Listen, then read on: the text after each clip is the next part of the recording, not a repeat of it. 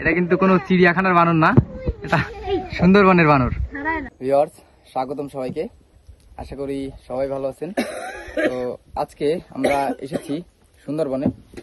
তো আমরা এখন এই যে সুন্দরবনের ভিতর দিয়ে বয়ে চলা ছোট্ট একটা খাল, এই খালের ভিতর দিয়েই ভিতরে ঢোকার চিন্তা ভাবনা করেছি। এই যে নৌকায় আছি, দেখতে পাচ্ছেন।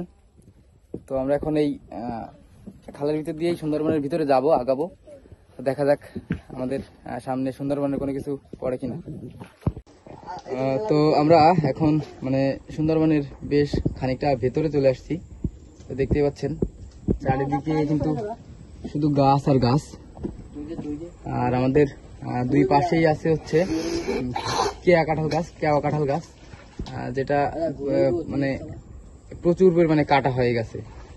তো আমার সাথে আমার আছে পরিবারের লোক, কাকু কাকিমা।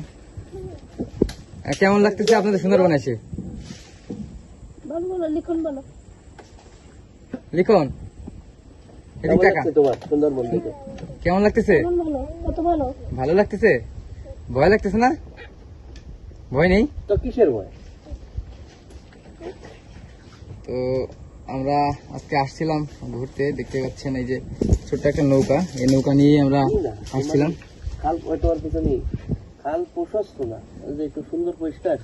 না, এই যে এই খালগুলো তো ভিতরে, সুন্দরবনের ভিতরে খাল তো এইভাবে বড় হয় না, আর তো মানুষ ঢোকে না।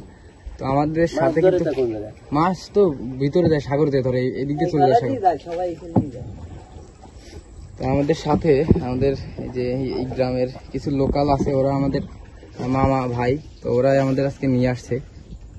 আমরা এই খাল দিয়েই ঘুরতেছিলাম, এখন পর্যন্ত আমাদের সামনে কোনো কিছু পড়েনি।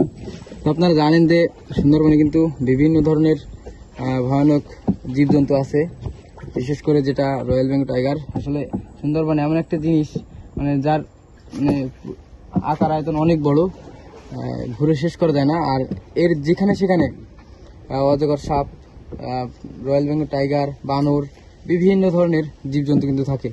যে কোনো জায়গায় যে কোনো সময় কিন্তু সামনে পড়তে পারে। তো আপনারা যদি কখনো সুন্দরবনে এভাবে লোকালভাবে ঘুরতে আসেন, আপনারা একটু সতর্কভাবে চলবেন। অনেকক্ষণ ঘোরাঘুরির পর আমাদের সামনে এখন এই যে দেখতে পাচ্ছেন বানর। এটা কিন্তু কোনো চিড়িয়াখানার বানর না, এটা সুন্দরবনের বানর। একটা আরো তো ডাকতেছে শুনলাম, তো আশা করা যাচ্ছে আরো কিছু আমরা দেখতে পাবো। ইতিমধ্যে আমাদের চোখে একটা বানর দেখতে পেয়েছি।